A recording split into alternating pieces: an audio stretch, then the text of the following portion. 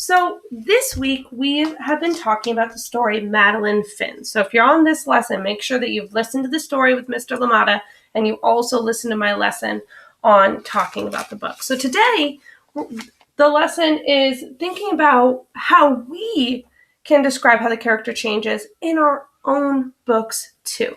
So yesterday we talked about this worksheet, page 11. And our goal was I can describe how a character changes. That was our objective.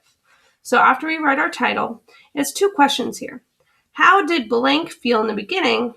How did blank feel at the end? So remember, we're writing in a character. This is a character study. So you need to choose one character in your book. Make sure it's a main character and make sure this character is different at the end and at the beginning. So first, you're going to read your story. Step 1, your own book. You could read it on Raz Kids or one of the books I left in your packet. But after you read that story, our focus, right up here, how the character changed.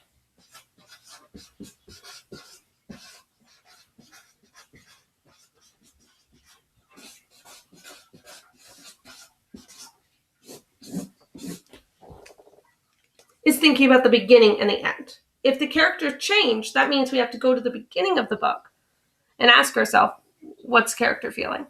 But then we have to go to the end and think about how does the character feel. So just like with the other books, a very important step for me as a reader, if you're a close reader, the first step always is go back to your book. So you should have read the book already, but you're not done with the book. Now you need to go and open the book again and think about this idea of how the character changed. Okay, so step 1 is that same. Go, I'm going to do it capital. Go back in the book. This is called rereading, right? Reading again.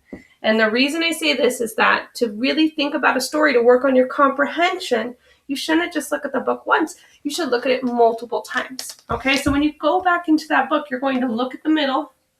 Or sorry, not the middle, how low? You're going to look, let me draw my eyeball. At the beginning.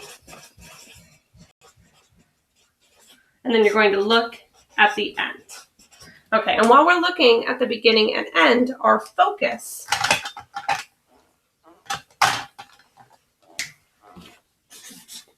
is to ask ourselves, question mark,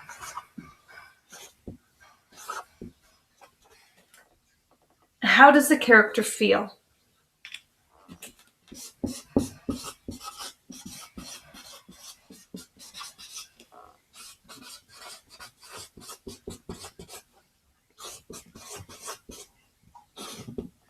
And remember, you have a emotion chart that you can use to fill this part out. If you're having trouble going past the words like happy and sad and mad, because those are, those words, we know what they mean, but we want to get a fancy second grade words like excited or content or angry. So we want to try to use words that are more like second grade words. So you have an emotion chart that I attached in Seesaw that you should go in and look at and think about what kind of emotion might this character be feeling that isn't just happy or sad. But then once you go back into the book and you ask yourself, what does the character feel at the beginning?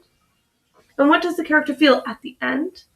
Now your job is to go back into the middle. What happened in the story that changed how the character feels? Sorry, I'm going to write this and then I'll move back.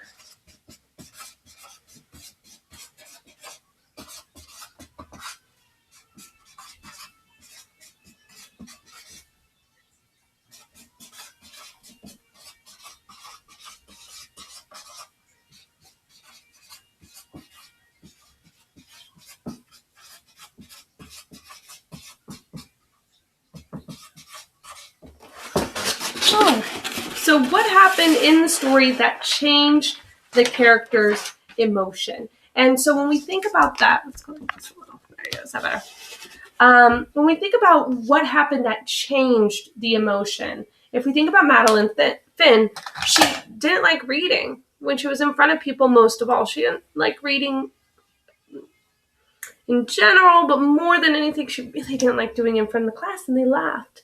But then she read in front of the dog. And when she read in front of the library dog, she felt safe. And when she felt safe, she read more. And it got her confidence up. So we could say what changed the character's emotion was having a chance to feel safe reading with the dog. But there's other books like that too. Like if we think about Jabari Jumps, how he was really scared to jump. He was not sure. He was saying that he was a good swimmer, but then when he got there, he was like, no, I don't want to go up, and he kept avoiding it. But then something changed. He did jump. And if we go back, why did he jump? We could say he talked to his dad. His dad took some time to tell him what it feels like.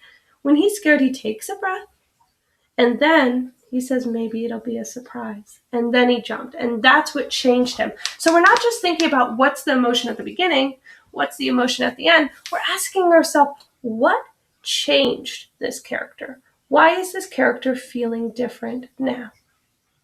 So now it's your guys' turn. At the end of this lesson, you're going to read your own book. And your goal is to be able to say at the end of this lesson, I can describe how a character changes. Follow these steps. Read your story. And then go back. Say with me. Go back in the book. Look at the beginning and the ending. Ask yourself, what does a character feel at the beginning and the end? And what happened in the story that changed the character's emotion? Excited to read this or hear the stories that you guys have been reading about.